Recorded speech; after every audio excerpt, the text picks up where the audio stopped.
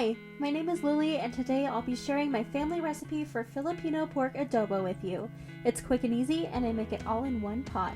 First, take 1 pound of pork, it can be any cut you like, and chop it into bite-sized pieces. Next, dice and chop a sweet onion finely. Now, crush and roughly chop some garlic. In a pot on medium heat, heat up some oil and add your pork. Saute until halfway browned. Next, add onions and cook until translucent. Then add your garlic and cook for 1 minute. Add 2 teaspoons of cornstarch and allow it to soak up the oil. Next, add 2 tablespoons of both vinegar and soy sauce. Add chicken stock until completely submerging the pork. Then add 3 bay leaves.